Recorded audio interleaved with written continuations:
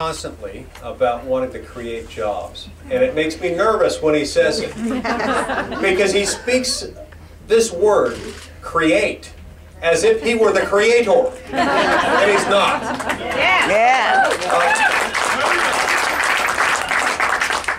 You see, we have a little technicality, a little problem. We cannot legislate jobs. It does not work. It's like I cannot create or destroy matter or energy. I've tried it at home, it doesn't work.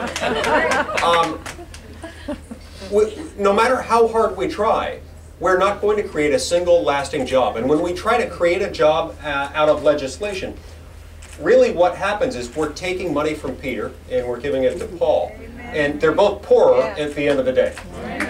So what we have to do in order to create jobs is get the federal government the heck out of the way. Yes!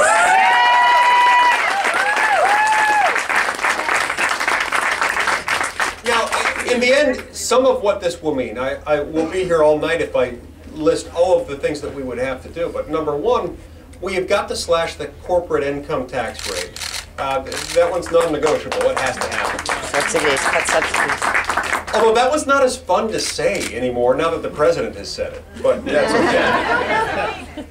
okay. We have to start taking hold of administrative regulations that impose, in addition to all the tax burdens that we see, they impose a backdoor tax, a compliance cost that is costing hundreds of billions of dollars every single year to industry. One of the problems with this, we talk a lot in the constitutionally limited government movement about the need to get Congress to stop doing things that it was never intended to do. That's one symptom of the problem that we face, one reason why we focus on the Constitution. Other bad things happen when Congress doesn't do the things that it is supposed to do. My copy of the Constitution, at the very beginning of Article 1, says that the legislative power of the United States government shall be vested in Congress, not in executive branch agencies.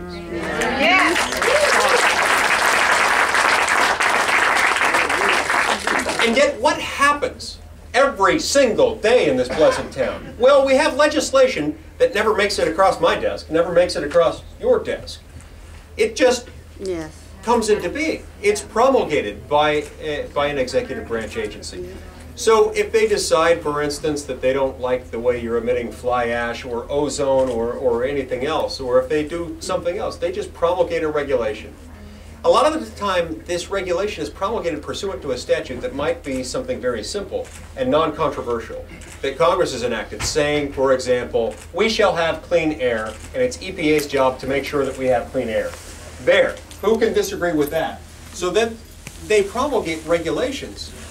And if you don't like it, if you don't like a law, who do you talk to usually?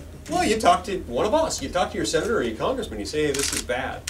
But when you come to one of us, when that has happened, we just say, hey, I didn't vote for that. I just voted for clean air. Nobody disagrees with that.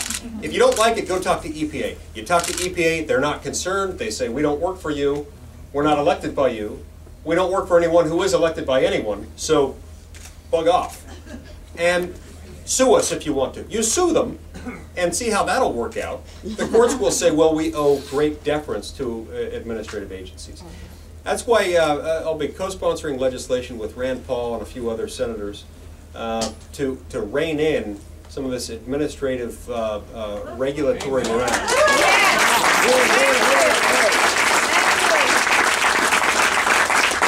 Any and every time there's a regulation that has a significant economic impact over a certain threshold, we're going to provide that that regulation will not remain in effect unless or until Congress adopts it by law. That way, our heads are on the table and nobody else.